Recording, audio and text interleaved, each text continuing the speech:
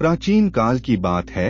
एक सुंदर पहाड़ी मठ में एक युवा भिक्षु रहता था जिसका नाम राहुल था। राहुल दिल का अच्छा था, लेकिन बेहद आलसी था।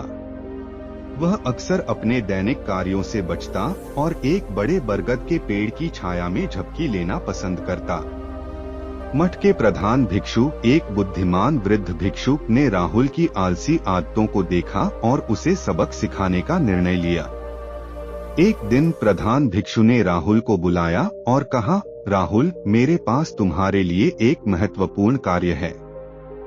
इस दीपक को ले जाओ और इसे पूरी रात जलता हुआ रखो। ध्यान रखना कि यह बुझने न पाए। राहुल ने अनमने ढंग से इस कार्य को स्वीकार कर लिया। रात होते ही वह दीपक के पास बैठ गया, लेकिन जल्द ही उसे नींद आने लगी। वह सो गया और दीपक बुझ गया। अगले दिन सुबह प्रधान भिक्षु ने उससे पूछा, क्या तुमने दीपक को पूरी रात जलता हुआ रखा? राहुल शर्मिंदा होकर सिर हिलाया। प्रधान भिक्षु मुस्कुराए और बोले, राहुल, आलस्य उस अंधकार की तरह है जो ज्ञान के प्रकाश को बुझा देता है। जैसे तुम दीपक को जलता नहीं रख पाए, वैसे ही आलस्य तुम्हें प्रबुद्ध होने से रोक देगा। प्रधान भिक्षु ने फिर राहुल को एक कहानी सुनाई। एक समय की बात है, एक महान राजा था जिसके 3 पुत्र थे। राजा यह देखना चाहता था कि उनमें से कौन राज्य का उत्तराधिकारी बनने योग्य है।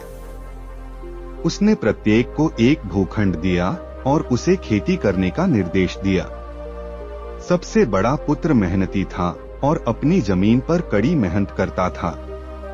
उसने खेतों की जुताई की, बीज बोए और जल्द ही भरपूर फसल हुई। दूसरा पुत्र कम मेहनती था, कभी कभी काम करता और उसकी जमीन पर मध्यम फसल हुई। लेकिन सबसे छोटा पुत्र आलसी था और उसने कुछ नहीं किया। उसकी जमीन बंजर और घासफूस से भर गई।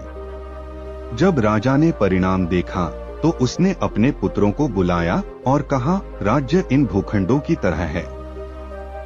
केवल वही जो इसे समर्पण और मेहनत से देखभाल करेगा एक अच्छा शासक बन सकता है। उसने फिर राज्य का सिंहासन सबसे बड़े पुत्र को सौंप दिया। राहुल ने प्रधान भिक्षु का संदेश समझ लिया। उसे एहसास हुआ कि उसकी आलसी आदतें उसकी आध्यात्मिक प्रगति में बाधक हैं और उसने बदलने का निर्णय लिया।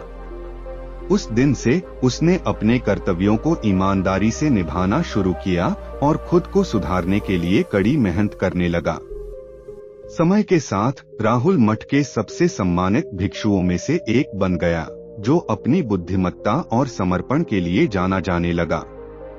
वह अक्सर अपने अनुभव को नए शिष्यों के साथ साझा करता, उन्हें यह याद दिलाते हुए कि आलस्य विकास और प्रबोधन का दुश्मन है। इस कहानी से हमें यह शिक्षा मिलती है कि अध्यवसाय और कड़ी मेहनत आध्यात्मिक और व्यक्तिगत विकास के लिए आवश्यक हैं। आलस्य न केवल प्रगति में बाधा डालता है, बल्कि हमें हमारे सच्चे सामर्थ्य को प्राप्त करने से भी रोकता है।